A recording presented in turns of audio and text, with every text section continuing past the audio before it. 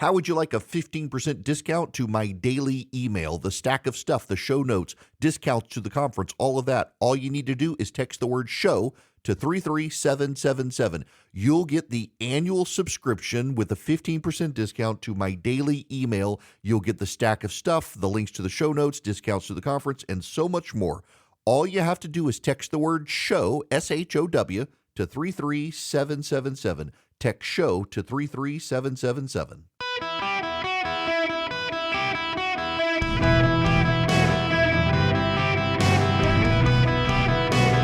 Welcome to the Eric Erickson Show podcast, Hour 3. Hello, America. Welcome. It is Eric Erickson here across the United States of America. The phone number is 877-973-7425 should you wish to be on the program. I'm going to try to not be alarmist. I don't want to alarm anyone, but I have some audio.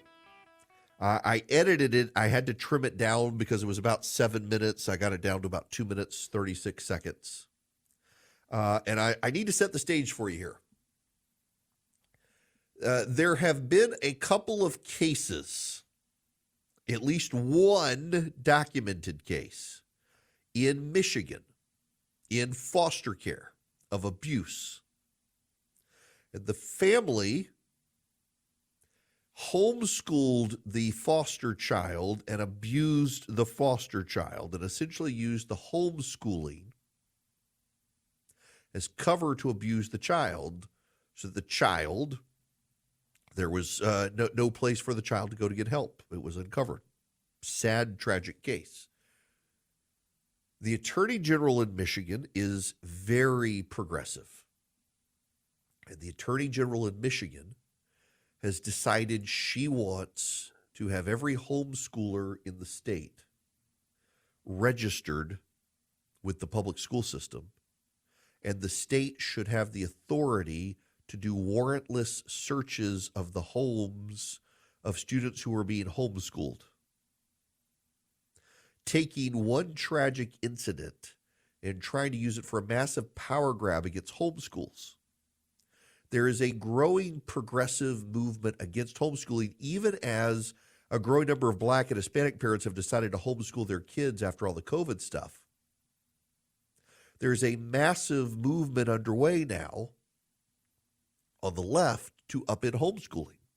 So the Board of Education in Michigan, this issue came up. And I want to play you part of this, and it doesn't sound like they're going down the road. So this is where I want to be not alarmist. It doesn't look like the Board of Education for the State Board of Education is going to head this way, but you should hear some of this conversation. I'm going to play you the audio of two different people. There were a couple of others. Generally, everyone is kind of the same page here, but listen to some of this. But certainly a mere registration, a list of people, is not going to have anything to do or will not help prevent what Attorney General Nessel is talking about. So she's already kind of said the quiet part out loud.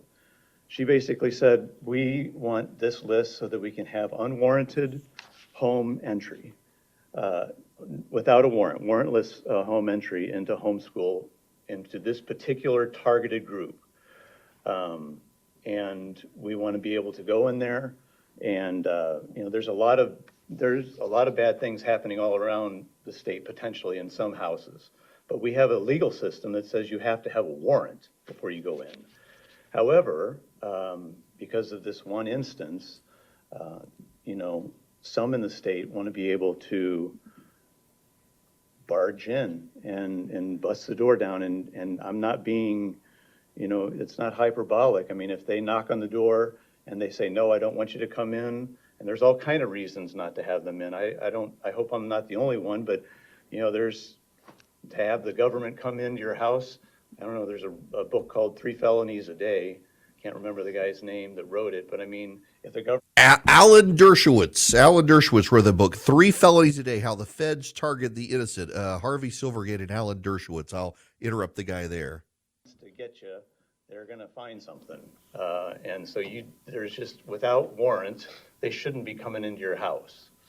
My resolution that I presented this morning, I wish that we would consider it. I don't think it's an issue that's going away. I think students have a constitutional right and reasonable expectation to privacy.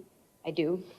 I've been very clear too and forthright with the fact that, it's oppressive to ask a student that has left the public education system for whatever reason they've left to then ask them to register with that same system. We wouldn't do that in any other facet of society. And so to give people the freedom to exercise choices that work best for them is extremely important. Just because we're one of 11 states doesn't mean the other 39 are doing it the right way. I don't think we need to approach it from that perspective.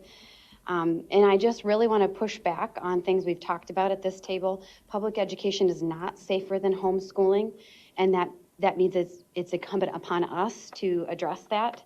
There are multiple pieces of evidence that we've discussed here at the board table time and time again that we do nothing about, that prove public education needs a safety overhaul before we can claim that homeschool leaves students more vulnerable. Yes, exactly. It doesn't look like they're going to go down this road, but there is a very clear path of regulation. Let me give you some data about homeschooling. Here are the states that require no notice to a local school district about homeschooling: Alaska, Connecticut, Idaho, Illinois, Iowa, Michigan, Missouri, New Jersey, Oklahoma, and Texas. Now, the states that have very high regulation for homeschooling is Massachusetts, New York, Pennsylvania, Rhode Island, and Vermont. States with very low regulation of homeschoolers, you've got to notify the local school district, but otherwise there's not a lot of regulation compliance. California, ironically, Nevada, Utah, Arizona, New Mexico, Montana, Wyoming, Nebraska, Kansas, Arkansas, Wisconsin, Kentucky, Mississippi, Alabama, Georgia, and Delaware. Illinois is a state where there's no notice to school districts required, which is somewhat ironic because in Illinois a couple of years ago, they tried to force homeschool parents to join the teachers' unions, which is hilarious. The fact that Michigan's Attorney General wants the state to change its homeschool policies to require registration of homeschool students so that she then has the power to conduct warrantless searches of homeschools because of one incident over foster care is a massive power grab. But I can tell you, I can see where we're headed in this country. As more non-white people are pulling their kids from public schools. In fact, there was a story where was it? It was the Washington Post. I want to say it was Washington Post. The Hamas supporting Washington Post. Of a growing number of black families in Virginia that are pulling their kids out of public schools. And one of the issues, it was of course, the only way the Washington Post would support this, was they didn't think their kids were being taught real African history. And these parents wanted their kids to know more about their African cultural roots. And so they decided to homeschool their kids, and they were praising this. The same Hamas supporting Washington Post did another story about a white Christian family that had turned their back on homeschooling because they were homeschooled by fundamentalist Christian parents, and they didn't want to be like their parents, and they wanted their kids to go to school, and they wanted their kids to learn about tolerance and openness and have gay friends and transgender friends, and homeschooling was bad and misogynistic and oppressive. They couldn't pick up their mind, couldn't make up their mind to the Washington Post how to spin it. The reality is most homeschool kids are highly educationally advanced compared to a lot of public school kids. The joking about homeschool kids is that they're not well socialized. And in many cases, I think that's true. I'm going to dance around this one a little bit and be diplomatic about it. I know a kid who's homeschooled. I know a lot of people who are homeschooled, by the way. And most of them, by the way, fantastic, socially adept, but there's this one, it's the stereotype of if the kid sees me, he follows me. and engages in nonstop conversation and can't get the social clues that I'm busy or I'm tired of the conversation or I need to talk to someone else. And it's I chuckle the whole time about it because it's such the stereotypical homeschool kid. But at the same time, some of my best friends grew up homeschooled, and they're some of the smartest people I know. Their level of education that they had, homeschooling is actually in most cases very, very good. I do ads for Hillsdale College. I love Hillsdale. I've got a number of friends of mine who were homeschooled and then went to Hillsdale College. They are more well-read than almost anyone else I know. I can have a conversation with them about a lot of the stuff I'm reading and studying in seminary because they had to do it in college or they did it in high school. I've got one of them. His parents made him read all the great classics. He had to read Plato. He had to read John Calvin. He had to read Martin Luther. He had to read, he's not even Catholic, and had to read the works of Joseph Ratzinger, who became Benedict XVI, and had a deep philosophical, theological understanding. And he's read all these great philosophers and could pick them apart. And he's got this brilliant scientific mind. His dad's a chemist, and his dad taught him chemistry in the homeschool program. And then when his parents were deficient in what they couldn't read, they put him in a homeschool cooperative. And the other parents who had different good math or science or whatever, they participated in great education. And that's the norm, is a good education. Then you get them in a homeschool cooperative and they learn socialization skills. And progressives hate it. Progressives hate it because they're not learning about transgenderism, or if they are, they're learning it's counter to biology, which is true, it is. They're not learning about Black History Month unless their Black parents were homeschooling their kids and what their kids know about it. They're not learning about the intersectional woke indoctrination school theory of the day. They're learning real math. So my kids are in a classical Christian school. They use Saxon math. It's what a lot of homeschool families use. And it's real math. It's the math I grew up with. It's the non-Common Core math. It's the math that you and I grew up with. And it's really good. And in fact, my daughter she's got 100%, proud dad moment. Y'all, I went to law school because I wanted to never have to do math again in my life. And here I find myself in business doing math. I saw a meme the other day of somebody, it was a guy walking down the street smiling, saying, just thinking about how that math I learned in high school, I've never had to use it since. And I literally the other day needed to do the formula to figure out a percentage increase for my business. It's like, oh my gosh, I got to Google it. Here I am having to do the math that I went to law school to avoid ever having to do, the downside of owning your own business. But my daughter has 100% in AP calculus right now. How? I have no idea. She clearly got this from her mother, whose father is a Georgia Tech engineer.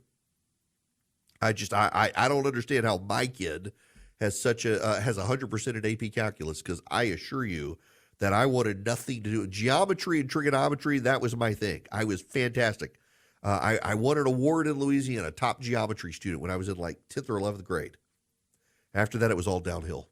I am the guy who still has nightmares on occasion where I wake up and think, oh my God, I don't think I finished my math class in college. Did I really graduate? Y'all would be surprised how often I have that. And it's always the math class, because I skipped that class. I have no memory of ever going to math class. I knew I could do the test. I took like the bottom rung math class that you had to take in college. I knew I could get by without ever going to class and get it done. I never went to class. And to this day, I'm in my 40s and wake up to nightmares that I don't think I actually graduated from college, because I don't remember going to math class. I didn't, but I did take the test. I got a B. The point here, though, is not about me and my kid. The point here is that as homeschooling becomes more of a thing, you're going to see progressives try to regulate it even more, because progressives resent like hell the idea that parents should be able to educate their kids as they see fit, as opposed to having them indoctrinated by the state. The wokes do not want a generation of non-woke kids being raised on truth by their parents. It's a dangerous thing for indoctrination. Hello there. Welcome. It is Eric Erickson here across the nation. The phone number, 877-973-7425. Let's go to the phones here. James, welcome to the show. How are you? Good. How are you doing today? Good. What's going on? So I was just listening to your last segment about homeschool and everything, and I just going to put my little 2 cents in about it. First, yes, I do believe that if they want to register homeschoolers with the school so that they can going to people's houses as if they're schools or something, very wrong, like bad. And I'm independent, actually, but I don't like that at all. But from my experience, I was homeschooled from second grade until college, but that was until 12th grade. But that's because when in 8th grade, I actually tested to go to public school, and they tested me out all the way up to 11th grade. And my parents were like, he's too young to be with those kids right now. But the other part that you were talking about where we do have awkwardness and everything, thank God I had friends that had sports, so I was a little awkward or whatever. But after I got older and went to college and everything, I did work out of it. But I It do all have a lot sorts of friends. itself out. Yeah, it does. I do have friends that still, are a little awkward and everything, but, I get used to it. But I do notice that most of that happens to kids who just stay by themselves. So Yeah. I want to say, make sure you put your kids with other kids that are homeschooled or put them in sports or something like that.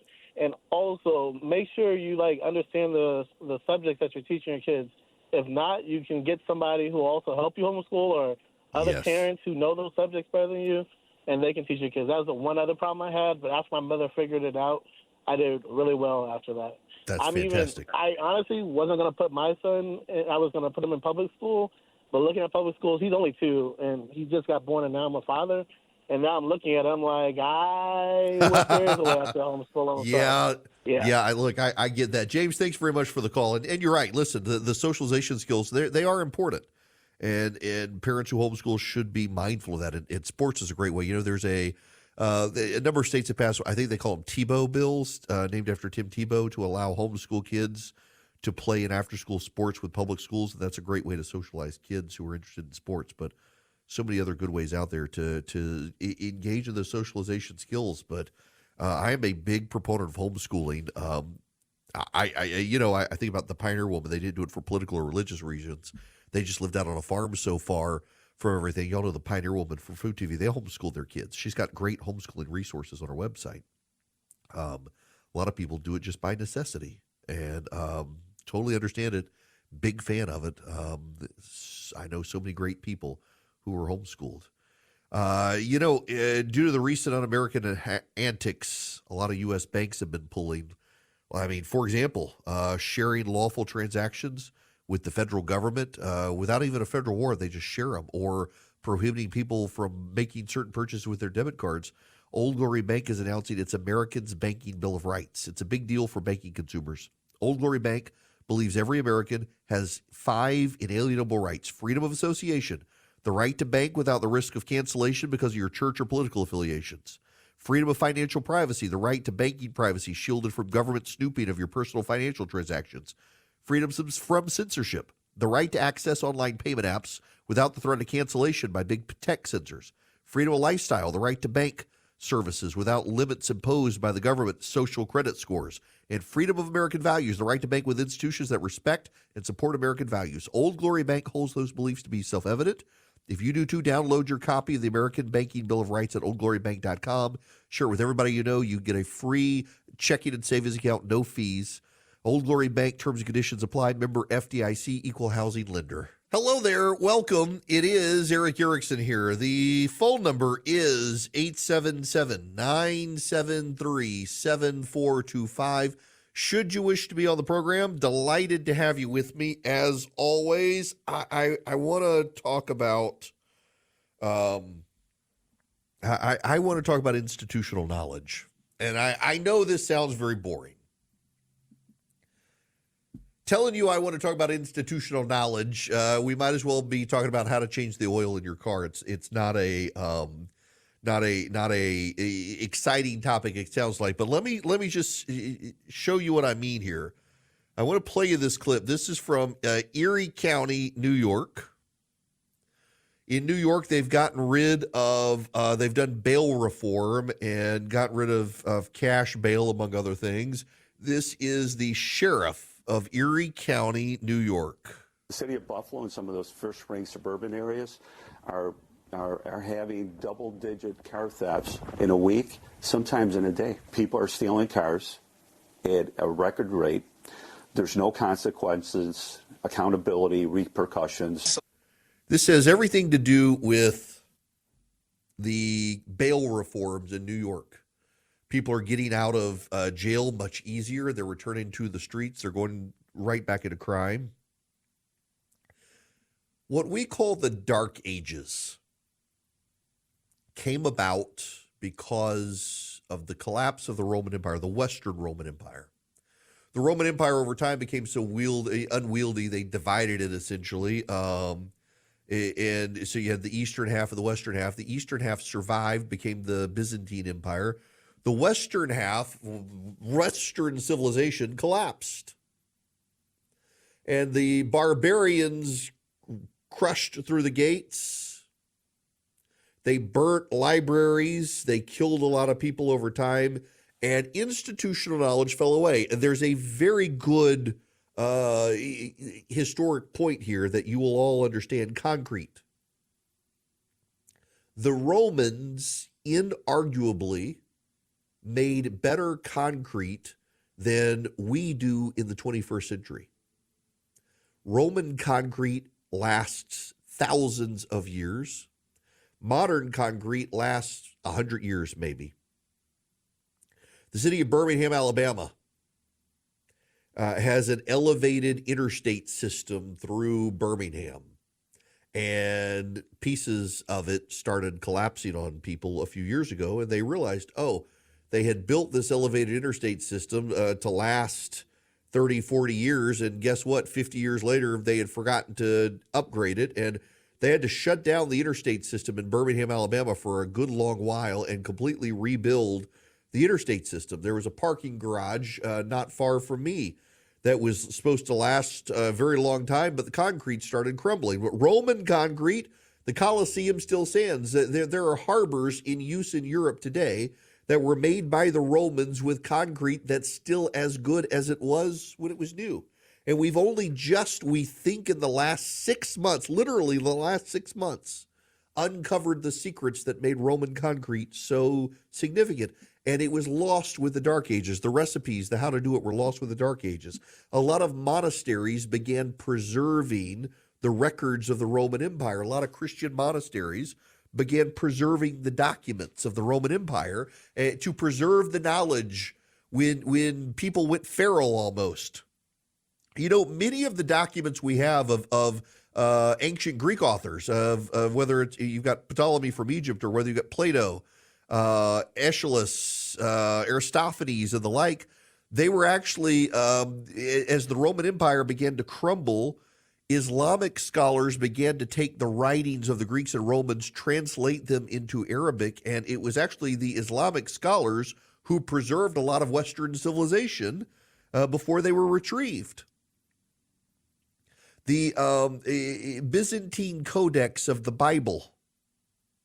So there's an Alexandrian Codex and a Byzantine Codex of New Testament script, and they don't vary, but they're translated slightly differently. They come from different age points. Part of the Byzantine Codex came from a guy who was in a cafe in Byzantium in like the 15 or 1600s and noticed the parchment paper that was being used to serve the fish and realized it was ancient copies of the Bible that had come from a monastery and wound up preserving them. And we get parts of the Byzantine Codex of the Bible and preserved copies of the Bible. They were being used to wrap up as butcher paper. A lot of knowledge died. A lot of knowledge went away.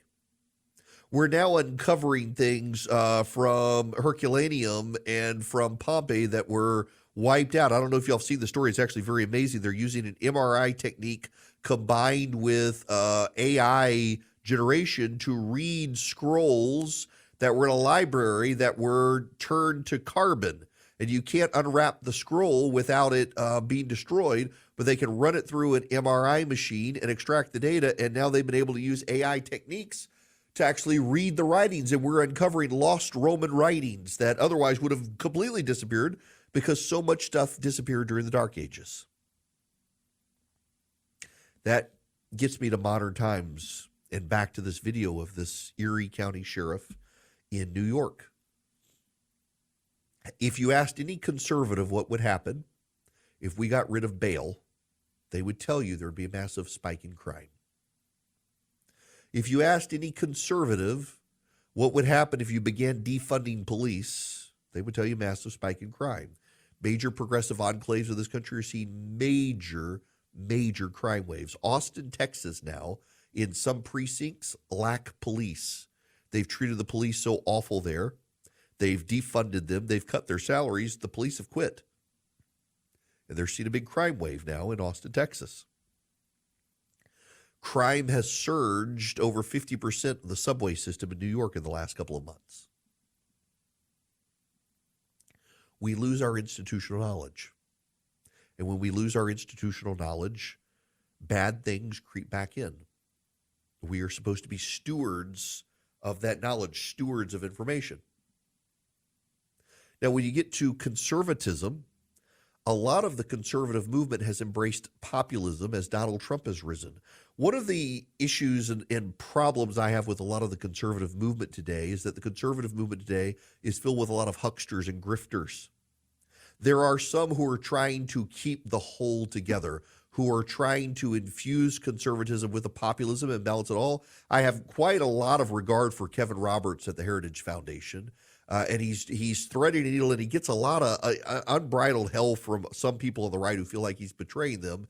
And I don't actually think that he is. I think he sees that there's this large movement, there's a donor appetite for some shifts, and he's trying to infuse the old with some of the new to keep it all. And there are some people who hate him for it. There's some people who like him for it. There's some people who say it's success, some people who say it's not. There's a lot of dripping disdain with from the old guard of what Kevin's doing with the Heritage Foundation. I'm intrigued by what he's trying to do to balance this all and keep a coalition together that the Heritage Foundation has over time tried to preserve. But then there are others in the conservative movement who aren't conservative at all. I just am disdainful of the efforts of Turning Point USA and Charlie Kirk. It's not conservative and it's not principled. It is paying a lot of people a lot of money to live luxurious lifestyles in multi-million-dollar homes in Arizona with beach houses in Florida with no points on the board for the conservative movement. None whatsoever. They talk a good game and they're scamming elderly people, I personally think, out of their money and not putting any points on the board. Arizona, they live in Arizona. They pour their resources into Arizona, and Arizona now has a Democratic governor and Democratic senators. It's a garbage organization that had been full of rabid anti-Semites until the outrage got so much they had to do something to keep the donor money coming in. We need stewards of conservatism. We don't need grifters and hucksters. And where the Heritage Foundation, for example, has been trying to amalgamate and bridge gaps within the conservative movement, there are a lot of people who are like, well, what about the fundamental institutional historic conservatism, the Edmund Burke conservatism, the Russell Kirk conservatism, the Ronald Reagan, the Barry Goldwater conservatism? That is, free markets and free people are a good thing, and limited government is a good thing. And we shouldn't be dabbling in pro-unionization like J.D. Vance wants out of Ohio. It's not conservative. We shouldn't be trying to fund government expansion programs and use the government, because if conservatives can weaponize the government against the left will one day hold power and will weaponize it against us. And arguably, the left has already weaponized it against us. And the best solution to the weaponization of government is gutting the government, because the smaller the government we have, the better off we are. Again, I say all the time, I'm a conservative because I'm a Christian, and as a Christian, I know we're all sinners, and I want as few sinners in charge of me as possible, so of course, I want limited government. Where do those people go? Where you don't necessarily want a fusionism, you want some good, honest stewards of old school conservatism because you still believe it's best. Mike Pence has a $20 million blueprint for building out an organization meant to defend the sentiment that conservatism, when properly defined, is bigger than any one moment, election, or person. Real Clear Politics is reporting this. My buddy Phil Wegman over there, great reporter. This is part of the Pence platform. While a presidential candidate, when he was warning against unprincipled populism, it was not a political winner, but it remains the mission of his group, advancing American freedom, as they launch what they call the American Solutions Project. Pence is expanding his operation, hiring new staff, bringing on faces familiar with the conservative movement. Ed Fulner, the founder and former president of Heritage, is going to join the board. Victor Smith, the chairman of Catholic University's Board of Trustees, and Art Pope, a North Carolina retail magnate, are going to be it. It's a throwback work. Y'all, we need stewards. When we were in the Garden of Eden, God told us to steward the planet. We were supposed to be good stewards of the planet. The conservative movement needs good stewards. I think very highly of the Heritage Foundation. I think very highly of American Enterprise Institute and of Americans for Prosperity that advertises on this program. But I trust Mike Pence philosophically to be a steward with a rudder and a moral compass to say, you know what, this really isn't conservative. And I really hope he does well there. The conservatism Pence seeks to conserve is what his group defines as limited government principles, contrasting the populism of the right and the populism of the left. There is this idea now, a lot of people in the 80s and 90s, we call them neoconservatives. It's become a pejorative in a lot of circles, and some people meant it as an anti-Semitic pejorative. What it actually meant, these neoconservatives, were liberals who were mugged by reality, essentially. They became conservatives, particularly in foreign policy, because they were deeply anti-communist. They may have been socially liberal, but they were very Reagan conservative in foreign policy. They became neoconservative, and they began to infuse the conservative movement, particularly in foreign policy, with their ideas. And now there's this idea where a lot of people in current times who identify as conservatives because the wokes chased them out of the progressive movement, they are still affiliated with the ideas of progressivism. The way a lot of the neocons remained socially liberal, they could never really jihad with the pro-life movement of the conservative movement. And in fact, you see guys like Bill Kristol have fallen away from conservatism, and turns out the pro-life cause was never a unifying cause. It was foreign policy, among other things, and a Trump populism pushed him out of the movement. And you see even voices like Jennifer Rubin, who at one time was a neoconservative, but didn't care about social issues and ran away and has now repudiated so many of her ideas. You see that. Well, you're seeing this now today. We're seeing people who came into the conservative movement chased out of progressivism by the wokes, who they're still pro-union. They're still pro-expansive government. They're still pro-expansive social safety net. And they have never learned the lesson that a government big enough to give you everything is a government big enough to take it all away from you. And they're willing to weaponize the government against the left, and they don't understand there's no such thing as a permanent majority in Washington, D.C. At some point, if you give the government power, the other side will be able to use it against you. Mike Pence understands these things. He understands these lessons. He understands that limited government is best. He's not a perfect man. There are criticisms many people can rise, but I will tell you this. On the day his conservatism and constitutional convictions were tested, he stood and passed that test on January 6th. Probably no better person in America to be a steward of authentic conservatism in the United States. We need the institutional memory of the conservative movement because we are going through this realignment in this country, and there are wildfires burning in the minds of Americans, and those wildfires are going to burn up and destroy a lot. And we need the monasteries of the mind of the conservative movement preserved.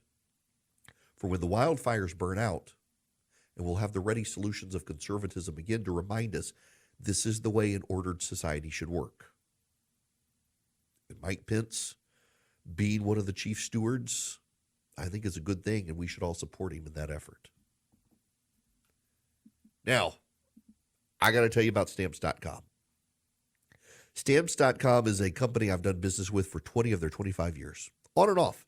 You know, when my business, when I left my practice of law, I didn't need them, so I could cancel my account, then I could resume. I've never had to sign a long-term contract with them. When I need them, I use them, and they're great. They've saved me money. They can save you money for your business or yourself. You get up to 89% off UPS and post office shipping rates. You could use their mobile app or their internet app. You can go to Stamps.com. You can find the cheapest rates, the fastest rates, whatever you need. UPS, post office, you can arrange pickup at your home or office so you never have to go to a shop and drop off a package. And you can even order supplies from them. Right now, if you go to Stamps.com, you click the microphone, you put in Eric, E-R-I-C-K, you get a limited time offer with them where you get some free postage, you get a free digital scale, and you can get shipping and saving today with Stamps.com. You do not have a contract to sign. You can cancel at any time. It is very reasonable. It will save you money. If you ship as much stuff as I do, I use them right now. I've used them in just the last couple of days. I think I've had to go to Stamps.com at least once a week for the last several weeks, sending out stuff to people, and it saves me money every time. It will for you as well. Use Stamps.com. Go to Stamps.com. You click the microphone in the upper right corner, and you put in Eric, E-R-I-C-K. You get this great offer, the free postage, the free digital scale. You don't have a contract. You don't have a long-term commitment. Stamps.com. You ship and you save today. Hello there. Welcome. It is Eric Erickson here. Real quick at the end, let me take Bill's call here. We've got a couple of people chiming in on this. Bill, welcome. How are you doing, Eric? Good. What's going on? I thought there was a federal statute that said if you offered someone legal tender, legal U.S. currency to pay a debt, that they had to accept that as payment of a debt. And if they did not, the debt was basically canceled. They refused payment. Yes and no. If you offer a legal tender to a government entity, state, local, or federal, they have to take it. But a private business doesn't. A private business can say you got to put it on a credit card or write a check. Okay. Thank you for clarifying that. Oh yeah, absolutely. By the way, it's 31 USC 5103 and following. Legal tender says U.S. coins and currency are legal tender for all debts, public charges, taxes, and dues. And then the next section says for government, but private businesses they can't deny you a currency conversion into legal tender. Meaning, if you give them your credit card, it's got to be in American dollars. They can't make you pay it and convert it into Chinese money, but they don't. Also, the Federal Reserve has this. Section 31 USC 5103 says legal tenders, U.S. coins and currency, are legal tender for all debts, public charges, taxes, and dues. The statute means all U.S. money is identified above as valid and legal offer for payment, but private businesses are free to develop their own policies on whether to accept cash unless there's a state law that says otherwise. So in some states, they say you have to take cash, but most states actually private businesses are allowed to tell you, we'll take your debit card or your credit card, but we don't handle cash. This rose after COVID, where people didn't want to exchange paper money and coins and stuff, and so they were making you do it plastic. And in most states, that's perfectly legal. States or private businesses are allowed to do that. No governmental entity can deny you the use of cash, but a private entity can, but they can't make you convert it into foreign currency. That's the way that law works. All right, we are out of time, and I never even got to the UN ambassador talking about a final solution. We'll get there tomorrow. You guys have a great day.